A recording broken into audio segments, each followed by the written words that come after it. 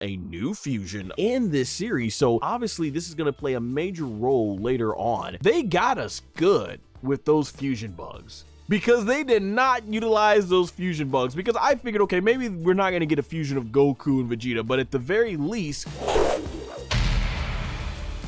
I'm looking forward to see where this goes and how this Dragon Ball DAIMA eventually will end up tying into Dragon Ball Super when we get back to eventually, hopefully, finally going over the end of Dragon Ball Z. There's one right there that if two people eat them, they can fuse, which I really wonder if this is a key sign that we might get a new fusion in this series. So obviously this is going to play a major role later on. New frame in the intro basically showing the Minotaur there. With the Minotaur, is he going to be coming back in the series, or was he just there to be there? So it's going to be interesting to see. It gives you the power and speed that you need, but you got to end the fight quickly, and surely enough, he wanted to end the fight quickly with Beerus. He didn't want to have some long dragged out fight, so it doesn't really make much sense from an in-universe standpoint. Like, there's ways to make it make sense, but then it's kind of like, yeah, but he's enraged. Wouldn't he go to his full power and try to unleash it as fast as possible? So you know, it's a lot of stuff right there. Of course, the real reason is Toriyama probably had no intention of ever giving Vegeta SS2, which is why he decided to have SS2 be the one that surpassed Vegeta, because even Goku still uses SS3 from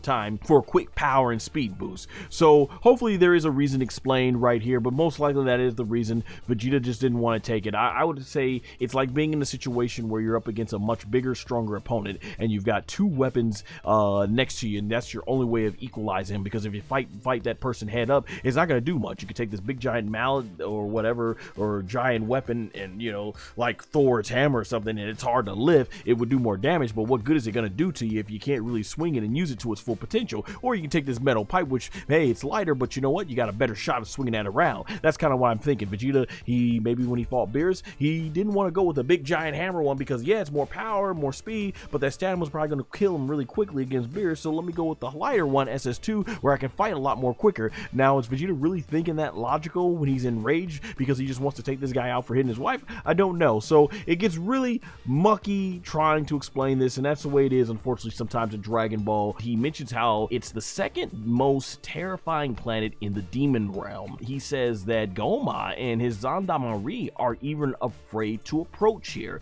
and I really hope that this is going to play a larger role later on, so that way we can understand that this is meant for something, and not just, as many fans have been calling this episode, filler. Vegeta's like, hey, you said that this was the second most terrifying planet in the demon world, and from there Vegeta basically says, hey, there's got to be a place worse than that, and Neva says, indeed, there's planet Giga, and he says there's even larger beings called Gigats who live there, and Vegeta's like, bigger than that? And Goku's like, you're kidding, right? Yeah, 7 episodes left to go, and I like to hope that maybe these characters, since Gomah and the Zandamari fear being here, perhaps these characters are going to come into play later on and help our heroes against Gomah. Do they play a role, or was this just an episode that was there to fill time and will have very little consequence on the other story? Obviously, things like mentioning the more giant planet that's to come, and that they have more terrifying beings, that might play a role in everything, but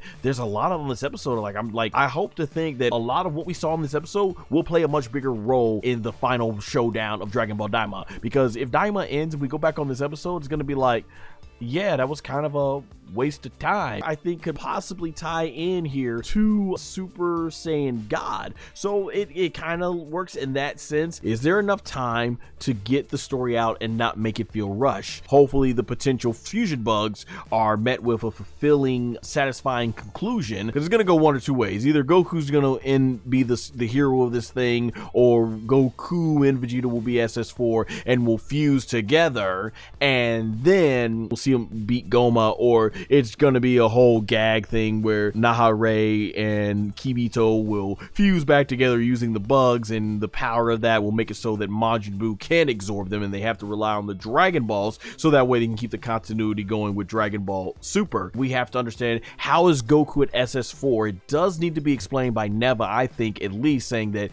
even if you don't tell us exactly what he did with the form, and if this is SS4, because it's called SS4 in the promotional material, because that's what's going to be the most recognized recognizable one, but I don't know if they've given it a full name in the show. But we need a good explanation for why it is that Goku can't do this form once he gets to the outside world, thus explaining why he was not able to use it during Super, and why when he fought Beerus in Battle of Gods, he said SS3 was the absolute maximum form he could do.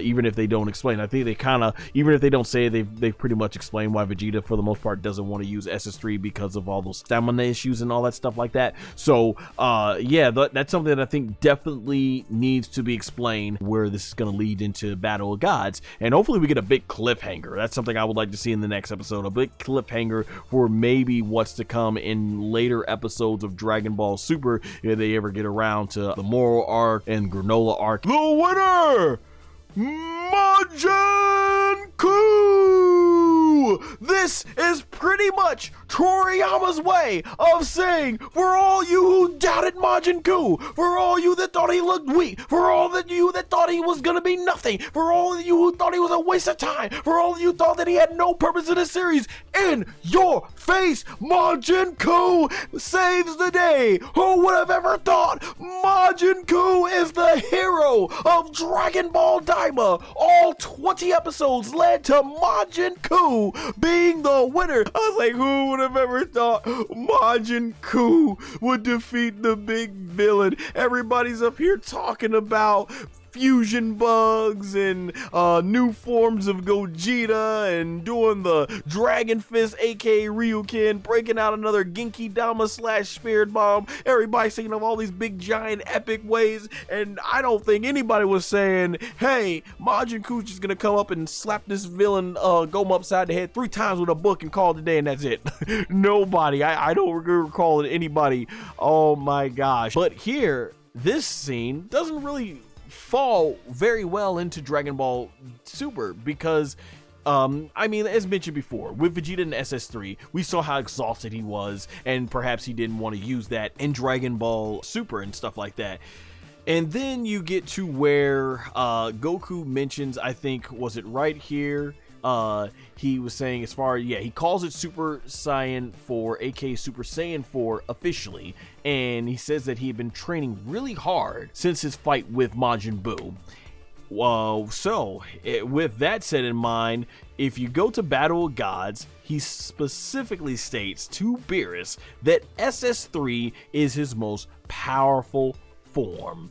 So you're probably wondering, well, why the heck didn't he bring SS4 out? So it does make things very confusing the way they choose to word things here. And I guess there was some confusion as well, saying he wasn't sure if he was able to pull it off or not. So we get confirmation that Goku, in the year and a half after he fought Kid Buu, he had been working on SS4, and he had been trying to get close to it, but he just couldn't quite reach it. And then it's Neva, through his power, from what we can see visually, Neva was able to unleash the SS4 and awaken it within Son Goku, allowing him to go SS4 for the first time. So got him really close to what he was looking for in terms of that power. Quite a different contrast from what we assumed. We assumed that, a lot of us assumed that, okay, Neva brought out some sort of mutation with his magic that was going to allow Goku to only use this form in the demon realm, which would perfectly explain why in Battle of Gods he didn't use it. So we don't get that.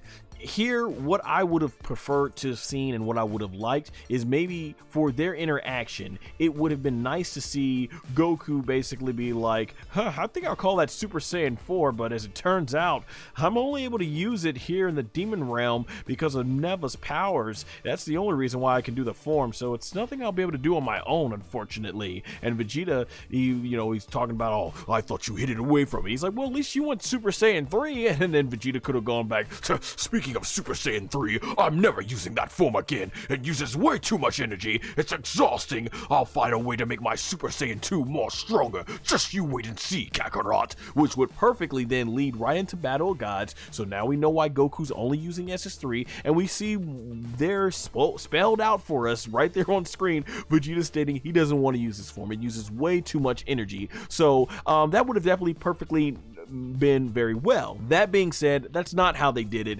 and as a result, what I'm going to say here in terms of continuity is I just accept Dragon Ball DAIMA as its own continuity. And that's where it all ends.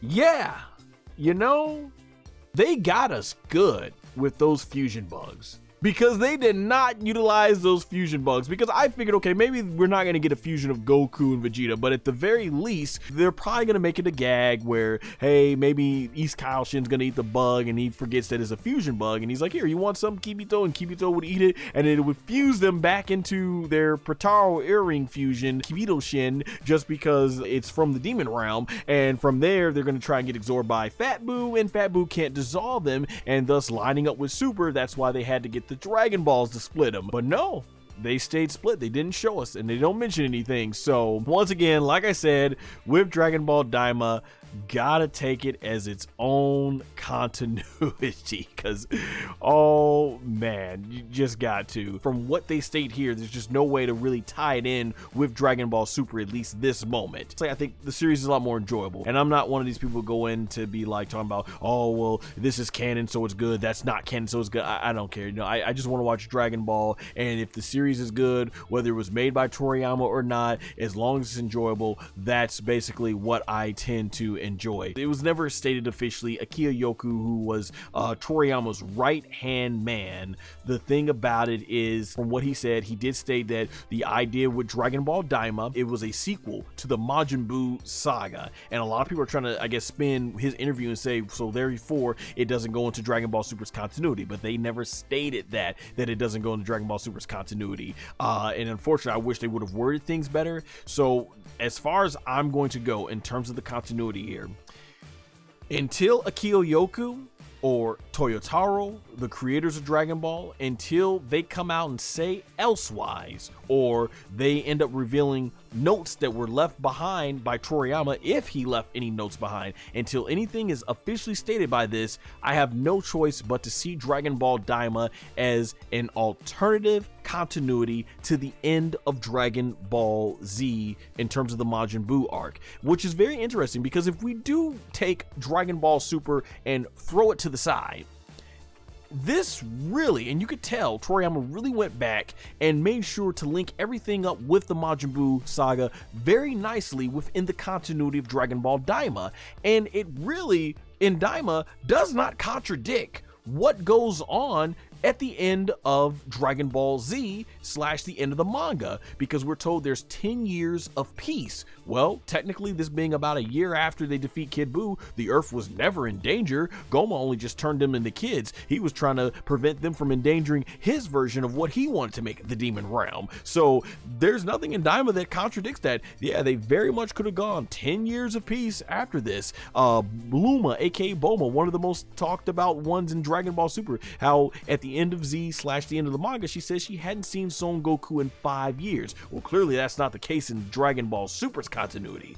However, when we look at it from Dragon Ball Daima's continuity, yeah, being that this is still like 9 years before the end of where Goku fights Oob, yeah, maybe it was 5 years before she saw Son Goku, and hey, there was no reason for Goku in that fight with Oob to go SS4, and it's very plausible that, yeah, sure, Goku and Vegeta would be training all that time. Of course Vegeta would probably reach SS3. Of course I'm thinking Goku would have mastered SS3 along with Vegeta, and of course SS4 is something that maybe they could have achieved. So when you look at those type of things, like, yeah, you could really watch the end of the Majin Buu saga, and then watch Dragon Ball Daima, and then watch the last 3 episodes of Dragon Ball Z, or last couple episodes of Dragon Ball Kai, or just read the last chapters of the manga, and everything perfectly smooths together. There are no continuity issues, and that's why I was saying Dragon Ball Daima feels like its own continuity with that.